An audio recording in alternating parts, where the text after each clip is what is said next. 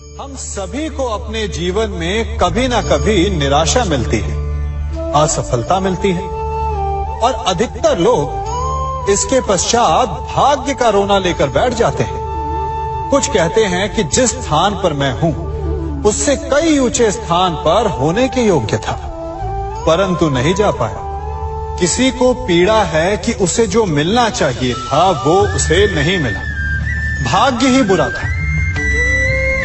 भाग्य क्या होता है? भाग्य वन में खिला पुष्प देवताओं को चढ़ाया जाएगा, या किसी सुंदरी की वेणी में वो सजेगा, या फिर उसे कुचलकर उत्पाद बना दिया जाएगा।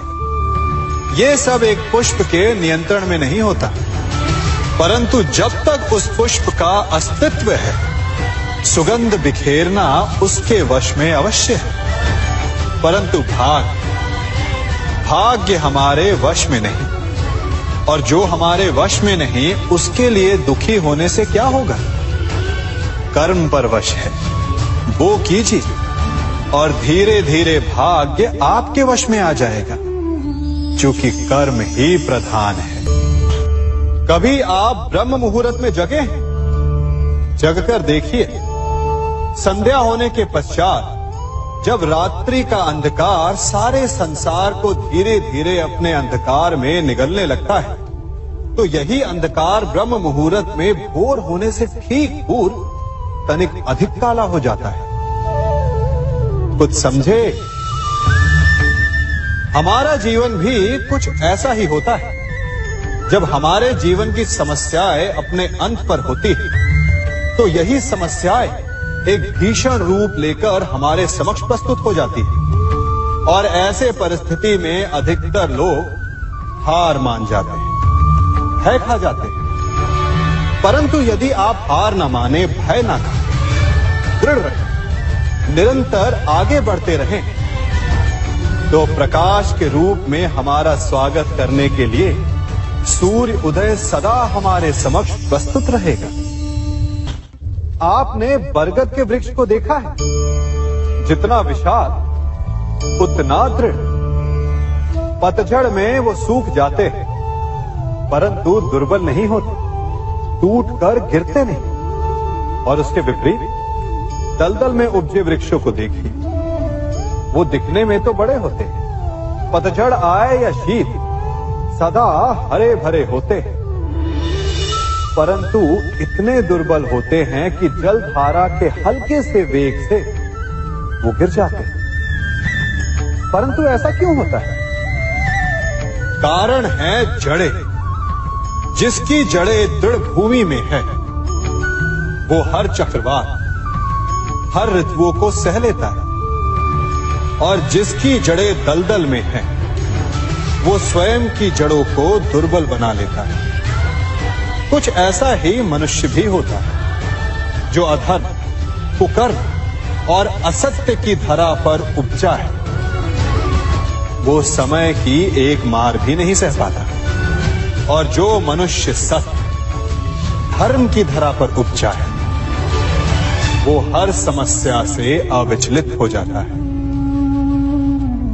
अब आप पर निर्भर करता है कि आप क्या बनना चाहते हैं। हमारे जीवन में मित्र और शत्रु बड़ा महत्व रखते हैं। यदि गंभीरता से सोचा जाए तो ऐसा कोई क्षण नहीं जब हम अपने मित्रों के बारे में ना सोचते हो, या फिर अपने शत्रुओं के बारे में।